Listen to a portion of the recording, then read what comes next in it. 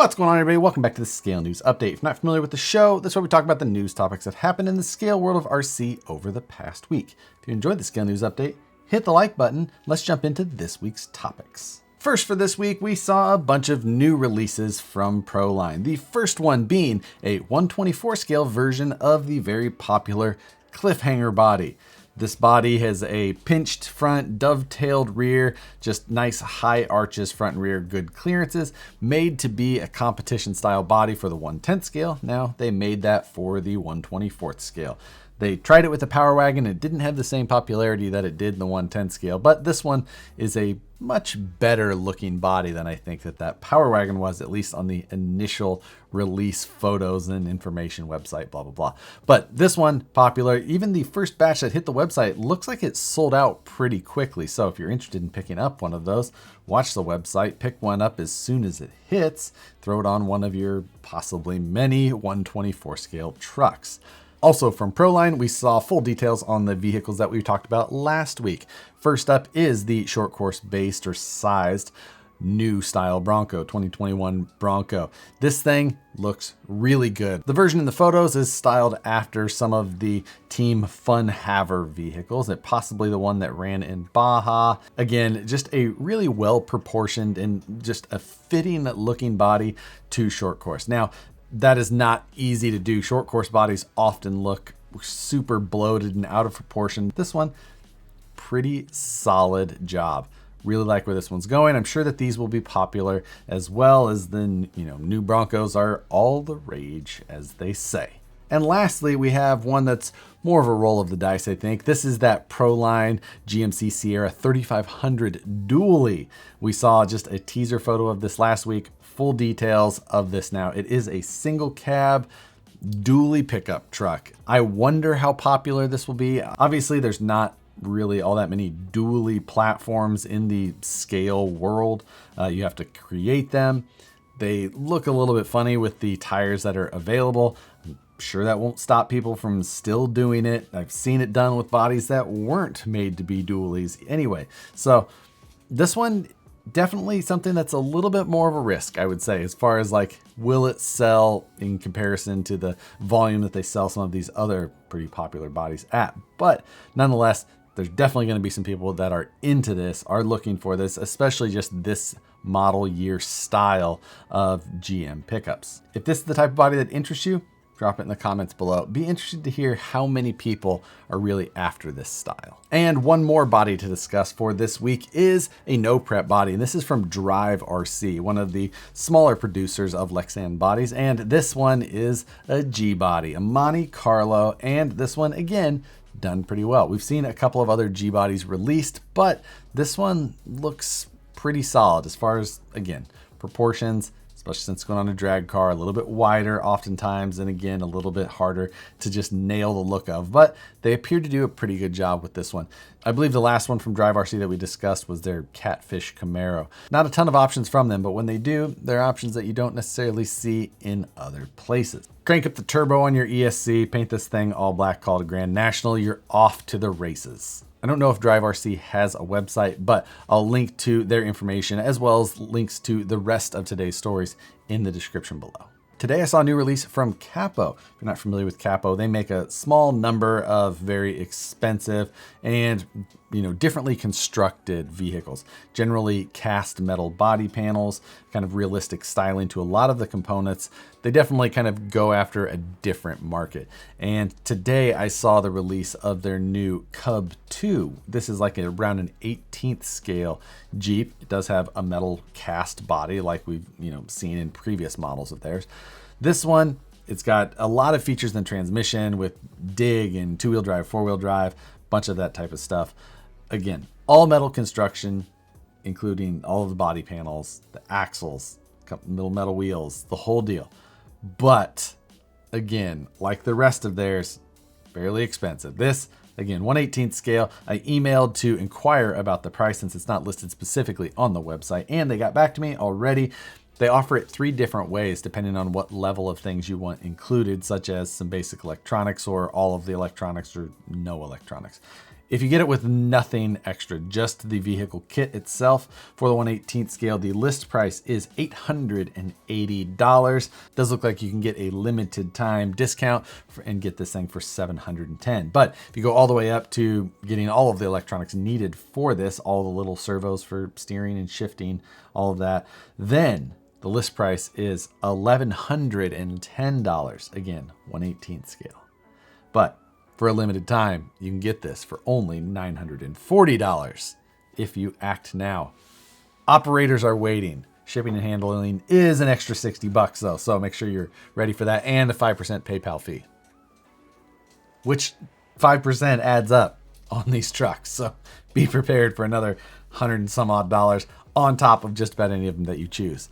I've discussed my personal experiences with Capo in the past. Putting that aside, if you have to have the most expensive 1/18 scale vehicle, I don't know that there's anybody else anywhere near the ballpark of this rig. You can at least go take a look at the photos. I'll link to where you can see all the details in the description below. New this week from Knight Customs is a new collection on his My Mini Factory. And this collection has all of the different styles of light bars for the VS410 Phoenix in one package. You can buy this and decide exactly what style, or mix and match, try them all, whatever it is, because you just buy the design files and you can print them yourself at home. Now, these light bars will need 8 individual 5mm LEDs, which you will have to purchase separately, as all you're buying is a digital download from the My Mini Factory. Unless you want to buy them through Shapeways, all of these styles are individually available through Shapeways in case you can't print them yourself. But if you can, buy this one collection, try out the style that you like the best, and then wire it up with your own LED setup. Link to the Knight Customs My Mini Factory available below. And this week's Scale News Update is again brought to you by Holmes Hobbies. Thanks again to Holmes Hobbies for sponsoring the Scale News Update for the month of December. If you didn't notice, last week and today, at least when I'm filming this, Holmes Hobbies put up some of the black versions of those new LP, or low profile, the SHV 500 LP servos. The black versions hit the website as well. They're going up in batches, both the black and the purple version, so you can pick those up. Also, right now, again, as of filming this video, the 650s are in stock. These 650s, over 1,000 ounce-inches of power. If you're running direct 4S power, even if you're not, you can run on 3S and you're still up over like 800 ounce-inches of power. Tons of power. Both of them are in stock as of the time of filming this video. Specs on both of those servos, pretty incredible. Go check them out. Get them while supplies last. This week, HPI released a new vehicle. Kind of, as you would expect from HPI. It's not a new vehicle. It's the Sport 3 chassis underneath, but with a actual new body. This one is topped with the Audi e-tron body, a very trendy, very cool styled Audi vehicle. They did a great job on it. Hopefully there comes some supply and some parts support along with it. We're still just sitting over here on the sidelines cheering HPI to get their act together and, build some momentum. It feels like we're actually seeing a little bit of something that maybe appears like that's happening. Fingers crossed. Just have that little bit of nostalgic want for HPI to make some sort of climb back out of the hole that they've dug themselves over the last 5 years. So this week, Boom Racing released 6 new tires for the 124 scale scene. The 1.0 tires that called the Max Grappler, all one word, just smashed all together, and uppercase, just Max Grappler. These tires are available in 3 different heights, from 48.5 millimeters to 55.5 millimeters. So a pretty decent, size gap there that you can kind of choose from. There's 3 different sizes, and each come in 2 different compounds. So the 6 new tires, really 3 new tires, but in 2 compounds each. Either way, gives you some choice as far as the size that you want, that 55.5, 51.5, or 48.5. All the same width of 19 millimeters on them. Tread pattern, not super aggressive, but not really all-terrain style. It's kind of just a decent in the middle. How their tire compound will be, or how the foams that are included will be, yet to be determined. But gives you some tuning options for the exact size of your build in the case that these tires are performers. As is nice with most of the 124 scale parts, these things are pretty cheap, under 10 bucks a pair. So pick them up early, maybe they'll give you a competitive edge and you'll be able to beat your friends until they order a set as well. Or maybe they'll be boat anchors. Never know until you try. And speaking of tires, Pitbull RC. We talked about a teaser that looked like a monster truck tire from them a week or two ago. And now we see the information. These are the Super Mega XL Temco RC tire. These are a 2.2 tire. They're 5.6 inches tall. But what is interesting about these is not the fact that they're, kind of a mega truck, monster truck, rock bouncing, hill climbing looking tire. They look like a agriculture tire that has been realistically trimmed, as they state in the description. But what's the most interesting part is that Temco, the part of the name that's in there, is an actual brand of agricultural tires. That's the style that they're trying to use, and trimming to look like a trimmed tire that would be used on full-size mega trucks, home built, things like that. It's just odd because up to this point, Pitbull has only produced tires that are replicas or, close thereof, of their own brand of tires, because Pitbull RC is a subsidiary of Pitbull Tires, the full-size tire company. It's just odd to see them making a officially licensed tire of a different brand. It's odd. I don't know. It's a weird one. Beyond me getting caught up on that little fact, pretty standard release. Come in their standard alien compound tires, open cell, the Dirty Richard foams. A classy name for some foams. And beyond that, scale tire grooving, scooped tire lugs, officially licensed by Temco. Also, another little thing that was worth noting is that the truck that they're using in the photos for this is the same truck that was used on the website for that Friction RC, Frix, which was the brand, if you remember on their website, it's like, you know who we are, but we're not telling. They weren't very good at that game at the very outset, and they're not getting any better now. Last week, we also talked about that new brand that I found that was called TWS, and they had the little geo-tracker based model. I said that it looked a lot like an MST, but after the scale news came out, TWS reached out to me, and I got a little bit of their backstory and found out actually that the people who are running TWS, the owners or running it, one or the other, they were actually designers at MST. So the obvious parallels are a design style that therefore carried over. But furthermore, I got one of their kits already. This is the TWS VTR CTS. A lot of 3 letters floating around on this. I haven't opened this or anything yet, still just in the box. Looked at the outside, that's about all. Not an overly flashy looking box. Glad to have it in hand, and one of these days I'll get this thing built. Over the last few weeks, we've discussed some Christmas list items. We are getting down to the wire, but still throwing some items in there that maybe will still pique your interest. The one that you may be able to get before Christmas still, possibly, is the VS410 Ultra.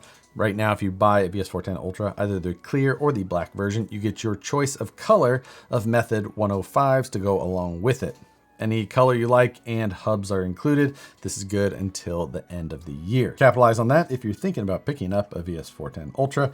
Links in the description below. Or maybe you're looking a little smaller and you're looking to pick someone up a new pair of valve stem caps. And if you are, J Concepts has got you covered. They've got the new Finisher Titanium full-size valve stem covers. You pick these things up for your full-size valve stems. Put them on there. The famous Finisher style. Also, if you didn't know, you can also get a Ford F-150 antenna in this same style. Both of those items are linked in the description below. Valve stem covers. They also had license plate bolts. Don't forget about those. And lastly for the list, I don't think this one's going to make it for Christmas, but this is a Toyan 4-cylinder, a V4, 2 banks of 2 cylinders, water-cooled 4-stroke engine. I don't know why. I don't know why you'd want it, but we all want it, kind of. A little bit. You all want a little 4-cylinder, but a V4. It's kind of cool. Water-cooled 4-stroke. I did the single cylinder build it yourself kit. It was pretty fun.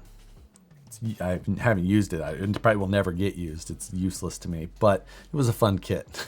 But that does it for this week's stories. For this week's question, this is the second to last video of 2021, at least for the scale news, which is wild. 2021, not as absolutely terrible as 2020, but still had some weird stuff. Next week, I'll be doing my top 10 news stories of the year. What is your favorite news story, whether I actually covered it or not, your favorite new release, favorite item, favorite event, whatever it was?